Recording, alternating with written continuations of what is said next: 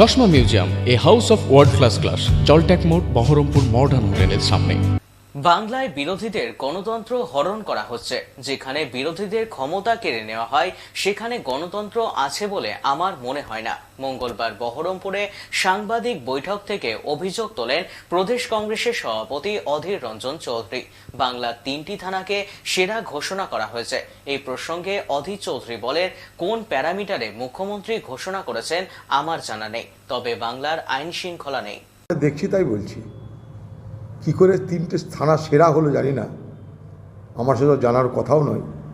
মুখ্যমন্ত্রী কোন প্যারামিটারে কোন থানাকে আদর্শ থানা বলে ঘোষণা করেছেন উনিই জানেন।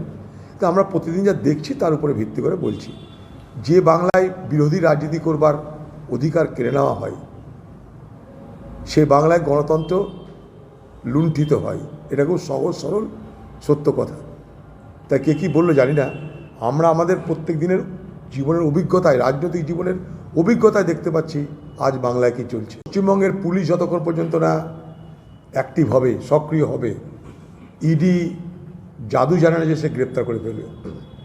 এখানে যিনি ডিজি হয়েছেন বাংলার, তিনি তো খুব দক্ষ অফিসার সবাই বলে। তার কীর্তির কাহিনী কখনো নাকি সিনেমাতেও প্রতিফলিত হয় বলে অনেকের দাবি।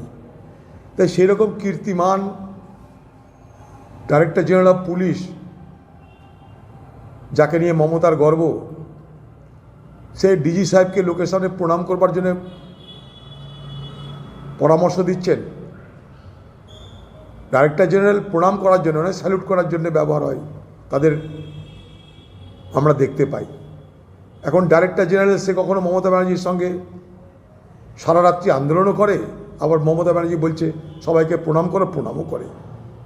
তো সেই রাজ্যের ডাইরেক্টর জেনারেল যার এত দক্ষতা, তাকে মুখ্যমন্ত্রী আদেশ দিচ্ছেন না কেন যে যেভাবেই হোক অতি সত্বর অপরাধীকে খুঁজে বার করো? তো চুটকি ভরি বিষয়টা, তো হাতের চুটকি এগুলো, তাদের দলের লোক চুটকি মারলেই চলে আসবে।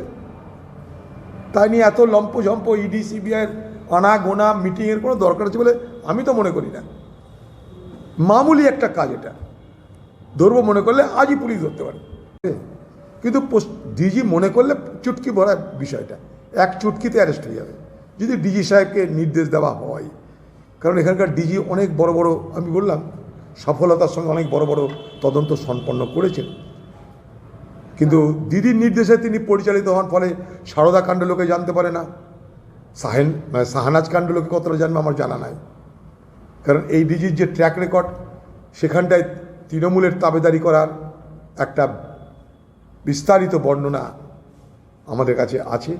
স্বাভাবিকভাবেই পুরোটা নির্ভর করছে দিদি কী চাইছে তার উপরে, বাংলার মুখ্যমন্ত্রী কী চাইছে তার উপরে। বাংলার মুখ্যমন্ত্রী চাইলে শাহজাহান অ্যারেস্ট হবে, বাংলার মুখ্যমন্ত্রী না চাইলে শাহজাহান অ্যারেস্ট হবে না।